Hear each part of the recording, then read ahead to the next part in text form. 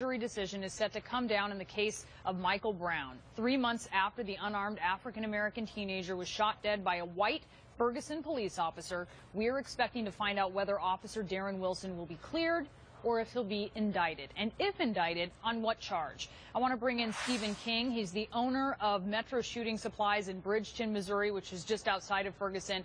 Stephen, thanks for being with us. And tell us a little bit about this. In the weeks following Michael Brown's death, business was pretty good for you. You saw a lot of gun sales, not just at your store, but around St. Louis in general. What about right now? Well, Brianna, you're exactly right. In August, gun sales went up exponentially, not only at our store, but around the entire St. Louis metropolitan area. It's kind of tapered off over the last couple of months, and now in the last week or so, sales have started to skyrocket once again. Tell us a little bit about who's coming in to buy these guns, and when they're purchasing the guns, what are they saying to you about why they're buying them and maybe why they're even first-time buyers? Well, we have a wide variety of people that are purchasing firearms right now. We've got many first-time buyers.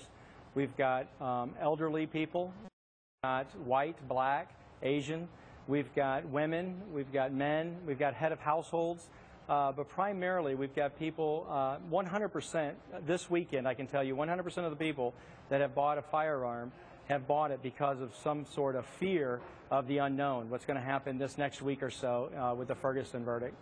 So they come in and they say to you, I'm worried about what the grand jury is going to decide, and I'm worried about what's going to happen after we find out the news.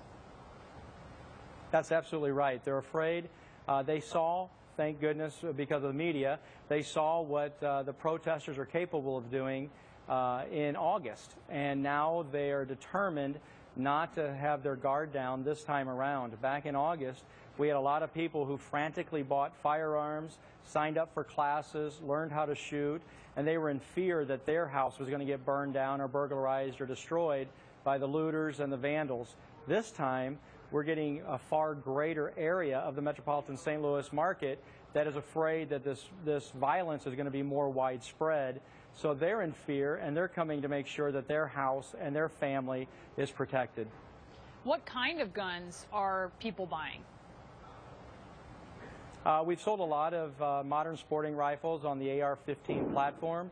We've sold several dozen home defense pump shotguns, and the majority of the people are buying personal defense or home defense handguns, revolvers and pistols.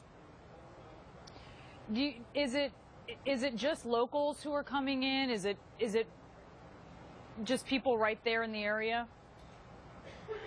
No, we're serving about a 50-mile radius of the St. Louis metropolitan market.